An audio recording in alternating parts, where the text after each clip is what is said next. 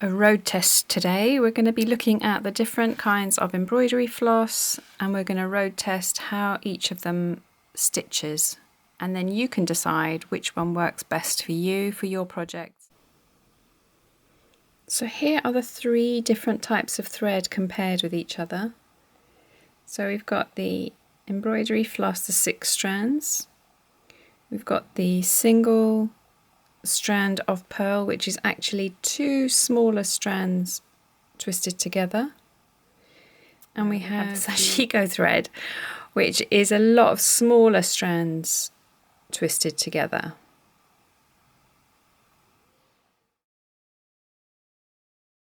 This skein of embroidery floss. You can do the same with SASHIKO skeins. Any that are twisted like this when they come. So when you open it,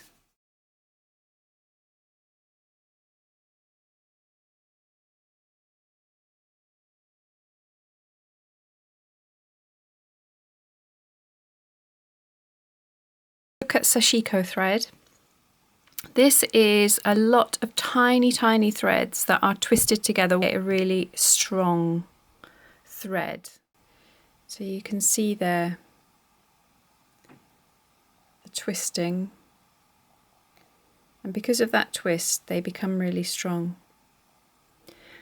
This is a really rustic thread. It hasn't been treated in such a way that it becomes shiny on the surface. It's still got that really rustic cotton feel to it, and it comes in all different thicknesses, from very fine to much thicker. This is a medium, this is a fine, and it's a nice feel. I like it because it's really natural, and they come in skeins. So a skein is when it's a long length twisted into a circle, like so, and then it's knotted at one end. And I'm going to show you on a quick video how to turn this into this. So you can cut it and then plait it. Each of the threads in the plait can easily be pulled out. So here I've got one thread. So if I pull on this plait, it will come out. So this is really great. If you've got a skein, actually it's a real bonus because it makes it easier to work with once you've got it set up in your plait. But I'll show you a bit later how to do that.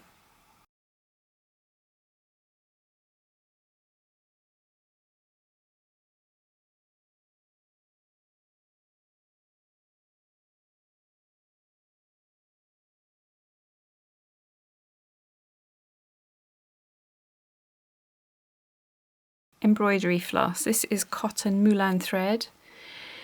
Because this is the most commonly used embroidery thread, it comes in a huge variety of colours, types. It's just fantastic. It's also extremely versatile.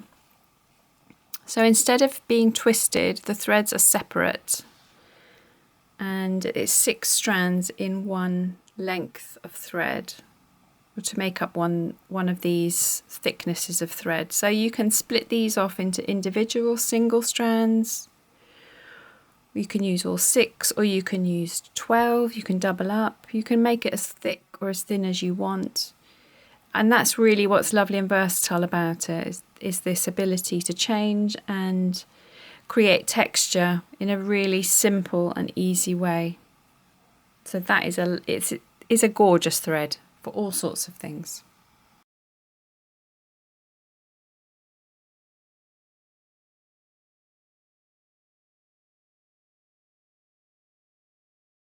And this is a thread that's been treated in such a way that it becomes shiny, almost silky, but it is pure cotton. This is lovely for working with because it pulls through the fabric really smoothly. It comes in all different thicknesses.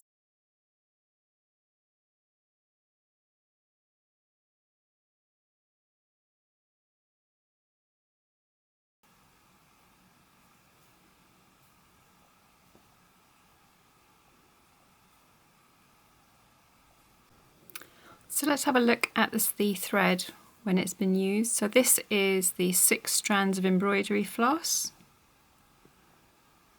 And here we have the pearl or perle thread. This is a number 12, and this is number 3, or size number. And here we have the Sashiko thread, medium. So you can see there is, from a distance, it's very difficult to tell the difference, especially between the Sashiko and the embroidery floss. This has a lovely twist on it, and there are certain embroidery stitches that look gorgeous, especially with this twist, make a lovely rope effect. But yeah, it's just whatever suits you, whatever you feel comfortable with, whichever one you love. These are particularly good for garments because of the finish on them. They're a lovely shiny. It's slightly more durable with having this shine and this twist. The Sashiko thread is a little bit more rustic. It has a very natural finish, an unpolished finish, and then the embroidery floss is a bit in between the two. It has a bit more of shine, but a bit more of the feel of Sashiko. Yeah, so happy stitching.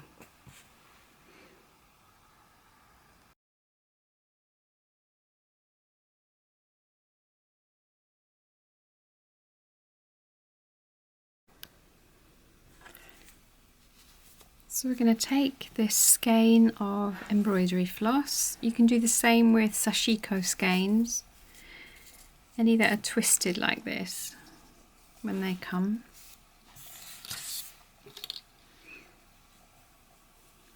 So when you open it, it will make a loop.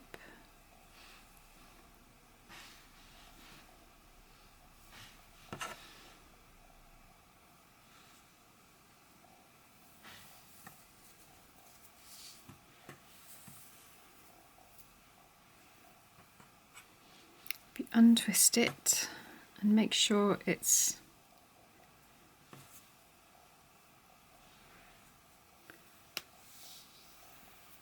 straight. So all the threads at the top are all running evenly, and at the bottom the same. So the place we want to find is where there's a tie or a twist at the top. That's where we want to cut it. So this length is about 40 centimeters, which is the perfect length for doing embroidery. So we're going to take where this loop is, cut the length so the whole lot is going to get cut.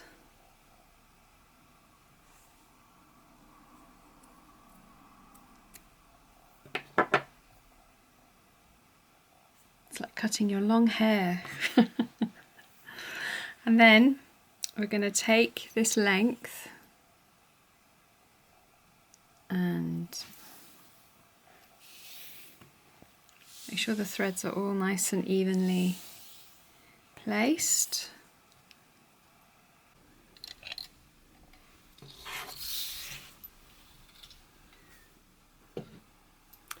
So we have cut the one end over the loop, so there was a loop securing the whole skein of thread. Now we've got it cut, so we're going to place it around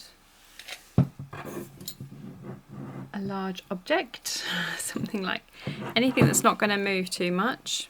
It's quite wobbly, but it shouldn't move. I made it, so that's why it's a bit wobbly. Very rustic. And now we take our thread and we're going to create a plait. So we keep 2/3 here and we take 1/3 to the middle, and again 1/3 to the middle and 2/3 on the edge. So you end up with 3 bunches about the same size, roughly the same size. Doesn't matter if they're slightly different. And now we're going to create a really loose plait. So we take our right hand over the middle, and then we take our left hand over the middle. And again, right over the middle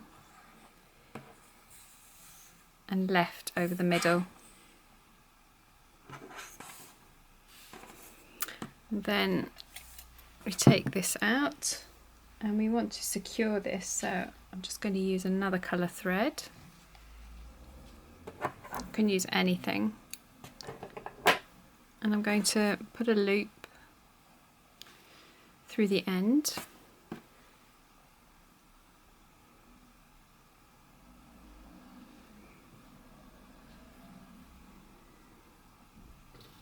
And then I'm going to take the label so that I remember what it is and pop that string through the label.